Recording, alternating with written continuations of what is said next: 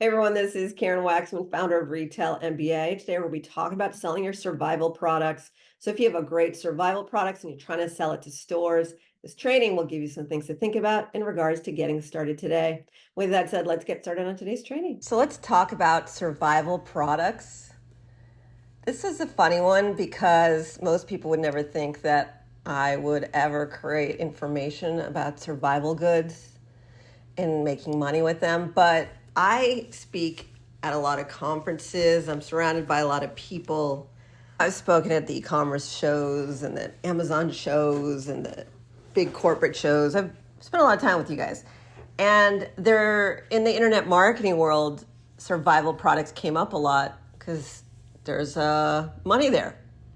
And the reason there's money there is because people are looking for ways to protect their family, or the more extreme ones are protecting their lives or thinking that the world's going to end. Whatever it is for any of you, I'm not making fun of anyone, but I'm just saying there's a variety of you. Some of you are more extreme about survival stuff than others. And I would see these internet marketers focusing on people who buy survival goods, and because they made so much money.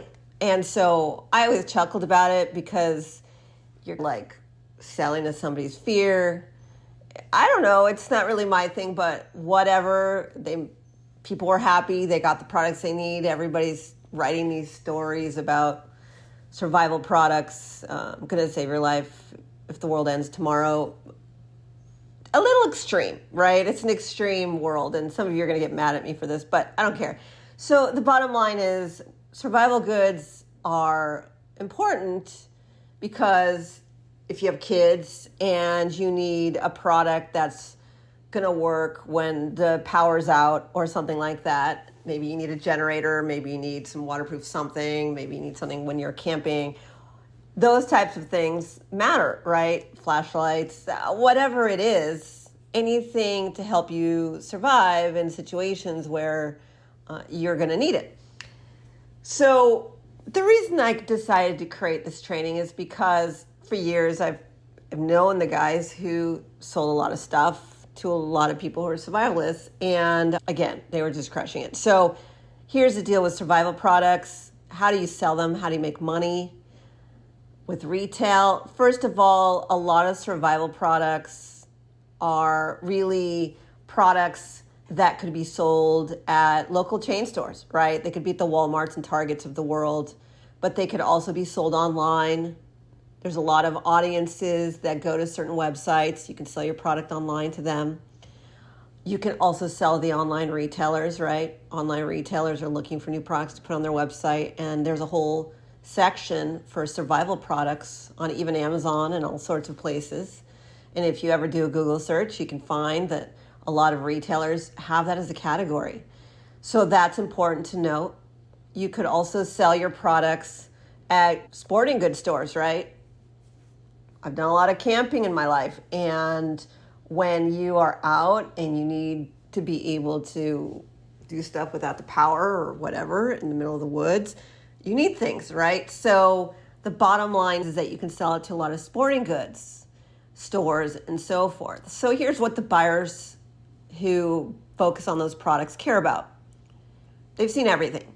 They care about something new, interesting, innovation that they can get the client to buy. So that may seem obvious, but number one is they've seen it all in terms of backpacks or whatever it is that you need, right? Or things that emergency, this and that. So you got to walk their stores and start thinking about which retailers would probably be most excited about your particular product type. Some would be more excited about it than others, and you'll know by walking around. Sporting goods stores are different than the Targets of the world and so forth, and other discount retailers or whatever else. You got to walk around. It's really important so that you can understand for your particular product type where it's going to work best. The retailers have already figured this out for you. So just go cruise around. The second thing is you want packaging that aligns with the verbiage they're using from products that are already succeeding. So you want to take a look at the packaging and all of the different things that are going on for those similar products. And make sure that when you're creating the copy for your product, that it includes some of that, which has already been selling, it's already converting, and you just need to figure out what that is. The other thing is that you might need packaging specifically for that target audience, which may be different than a different part of the store. Let me explain.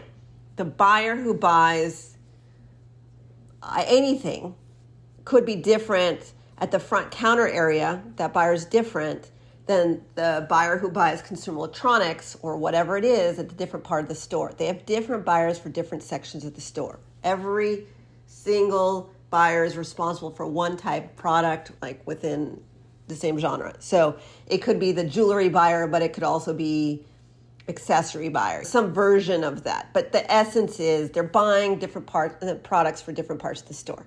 If you're selling your product into the workout area, but could also be a survival thing, I don't know, I'm just throwing this out, sporting goods area, and you want to sell it survival to a different type of retailer because it would work well there, you might just change the packaging imagery and make it more available to a different audience, right? Things that matter to them, the words they use, the pictures, all that stuff. It will help you because the buyer only cares about what they care about. They don't care about anything else. So maybe she's not going to buy your survival kit at a sporting goods store because it's not exciting for her. But if you change the packaging around for her different audience, then she might pick it up. I've seen it time and time again where you have the same products, you change out the packaging, you excite her a different way. It could be for families, one packaging, it could be survival for another. That's what the essence of what I'm talking about.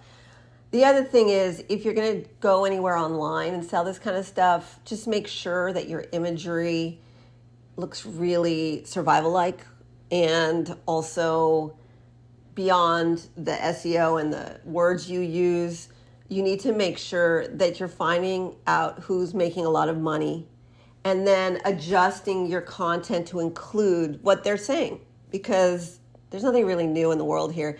Everybody's figured this out in some version. You just need to play with what's going on for that category. And finally, the last thing I'll say is if you're struggling to sell your pack of food and you just can't figure it out, but it could be great for an emergency thing, maybe go after the survival buyer. She might not be called that, but there's a person who could buy for the section of the store where the survival products are, and that could conceivably change your life, which is similar to what I was saying about packaging.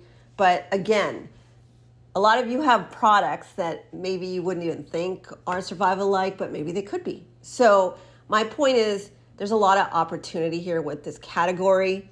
And although I'm not an extremist, I respect everybody at every stage of their life and whatever's going on for them. And if to you that sounds like the coolest thing in the whole wide world, go for it. They are making so much money, and maybe you should get a piece of that.